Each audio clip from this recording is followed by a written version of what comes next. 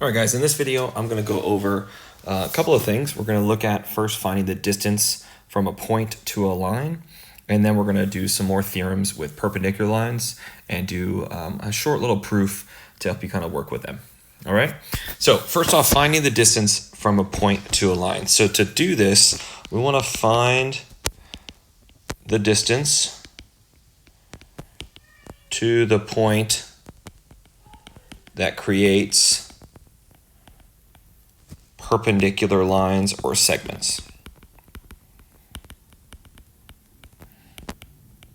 So what I mean by this is when we do these problems in our class, we're going to be always looking for the point that creates that right angle. So like in example 1, for example, when I'm looking at these 3 points for line BD, right? I see B and C and D are all collinear, and we want to choose which one to find that distance between A, all right? And the one we're going to choose, because it creates that 90-degree angle, is going to be point C. All right, so I'm going to use the distance formula, which hopefully you guys remember from our first unit, which is that change in the x squared plus the change in the y squared, where I'm using this as my first point, point A, and then point C as my second point. So I'm going to do 1 minus -3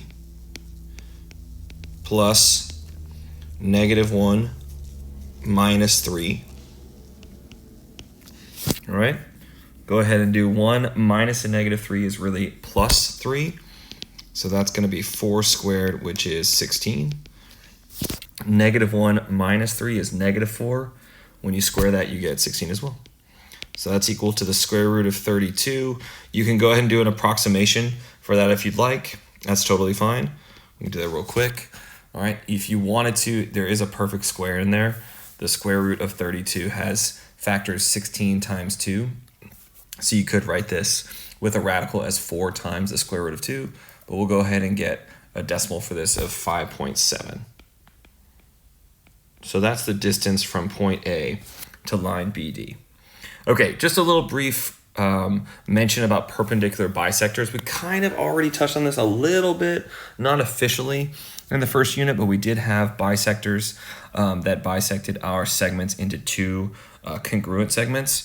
So in this case, if it is a perpendicular bisector, like example line N, see that it is perpendicular to segment PQ, all right? And because it passes through that midpoint, it creates those congruent segments right there. Okay, and you have the notation to show you. Okay, let's talk about some theorems. All right, so these are going to be a continuation on some theorems that we did with the angles. So now we have some theorems about perpendicular lines. So the first one, the linear pair perpendicular theorem, and you can see it kind of in the image to the right. All right, so if you have 2 lines that intersect to form a pair of congruent angles, so if 2 lines intersect to form a linear pair of congruent angles, and hopefully you remember about linear pairs that they're going to add up to 180, so to be congruent they have to be 90 degrees, then the lines are perpendicular. Okay, so that is the linear pair perpendicular theorem. Okay, so be on the lookout for those that linear pair having angles that are congruent. All right, let's go to the next one, the perpendicular transversal theorem. All right, so this says if a transversal, remember that's the line that intersects more than one line, all right, is perpendicular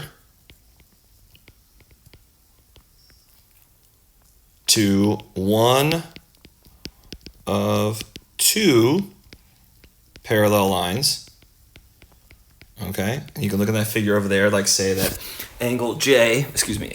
line J is perpendicular to line H, we have that symbol right there, then this theorem states that line J is also going to be perpendicular to the other line, since it says in our figure with those arrows that H and K are parallel. So we're going to write, then it is perpendicular to the other line,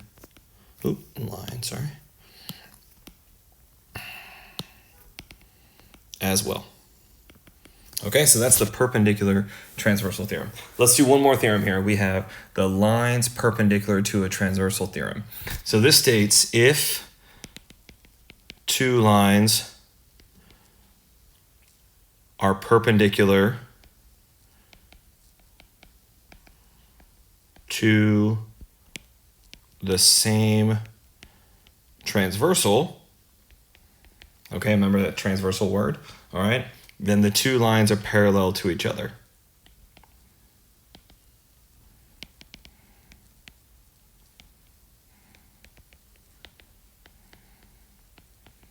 Okay, so we look at this figure here. You can see we have, all right, two lines are perpendicular to the same transversal. So line M is perpendicular to line P. Line N is perpendicular to line P as well. So because that's true, then lines M and N are parallel to each other. So that's the lines perpendicular to a transversal theorem. Okay, so we're going to try to use some of these in example 2, and then eventually our last example will be a proof. Okay, so looking at the diagram, we're going to do two pairs of perpendicular lines. Well, I see two symbols here that show me right angles. So I have line J is perpendicular to line Y, and line K is perpendicular to line Y. All right, that's because of those two symbols there. All right, now some of you are going to think that line J and K are perpendicular to line X, but it doesn't actually have those values yet. So give me a second and then we'll get back to that. Okay. So then if we want to say which lines are parallel, all right, we can say that X and Y, or excuse me, J and K are parallel because they are perpendicular to the same transversal. So this is using that last theorem, the lines perpendicular to a transversal theorem. So I'll kind of put it here. I'll put lines J and K are parallel because they are both perpendicular with line Y. All right, so J and K are going to be parallel because of that lines perpendicular to a transversal theorem. Okay, so kind of A and B kind of giving you that sense of that third theorem that we did. Okay, all right, so now what we're going to do is we're going to go to example 3 and do a proof. Okay, so in this proof, all right, I've got this reasons down below, and I'm going to get you guys, as we're doing these, as you noticed in the last one, in class, I want you to start writing these. All right, you've got your formula sheet there to help you. The nice thing with this one, to start simple, is that we have two givens. So I'm going to have angle 1 is congruent to angle 2. That is a given. And then I have line H is perpendicular to line K, which is also a given. We know we're trying to prove that G is parallel to line H. So what I'm going to do is, because I have the fact that 1 and 2 are congruent, so right here, I see 1 and 2 are congruent. That tells me, based on the linear pair perpendicular theorem, that lines K and G have to be perpendicular to each other. So I'm going to write K is perpendicular to line G. So I'm going to write down, all right, let me look at my notes real fast. There we go. So two lines. Okay, so lines K and G intersect to form a linear pair of congruent angles. So lines K and G are perpendicular. All right, and so that is summarizing the linear pair perpendicular theorem. Okay, so now if we know that's true, right, we know that K is now perpendicular to line G, and we know H is perpendicular to line K, then we know G and H must be parallel because they are perpendicular to the same transversal. So that's the lines perpendicular to a transversal theorem, that last one in the table that we did, okay? So I'm going to say lines, let's see, G and H are perpendicular to line K, which is the transversal.